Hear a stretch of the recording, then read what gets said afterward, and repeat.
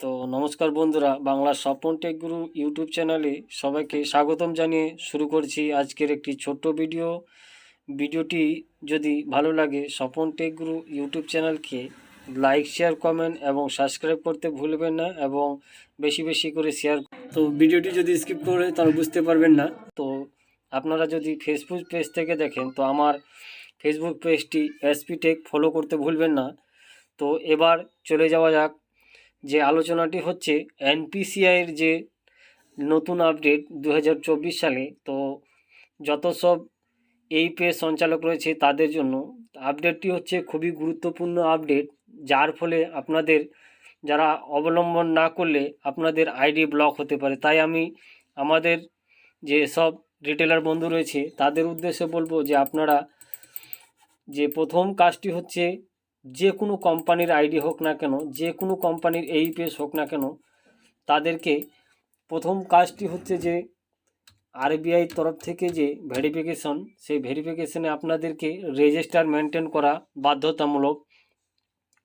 দ্বিতীয় হচ্ছে যে আপনারা যে কোনো কোম্পানির আইডি হোক না কেন, তো তাদেরকে আমি বলবো যে আপনারা যেরকম করে ফিনো পেমেন্ট ব্যাঙ্ক বা স্পাইস মানি বা আরএনএফআই বা পেনিয়ার বাই যে কোনো এইপিএস হোক না কেন, সকল রিটেলারদের জন্য আরও একটি গুরুত্বপূর্ণ আপডেট, যার ফলে যে আপনাদের 2 ফ্যাক্টর অথেন্টিকেশন, যেটা হচ্ছে কোম্পানির বা এনসিপিআইয়ের নতুন রুল।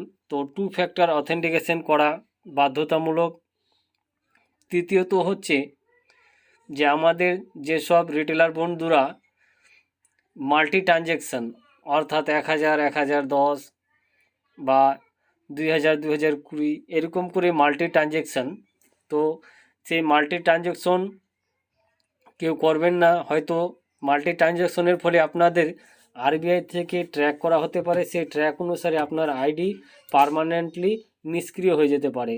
তার সঙ্গে আরও একটি গুরুত্বপূর্ণ আপডেট, যেসব কোম্পানির আইডি হোক না কেন, যাদেরকে যে লোকেশন অর্থাৎ এরিয়া ভিত্তিক আপনাদেরকে যে লোকেশন করা হয়েছে, সেই লোকেশনে আপনারা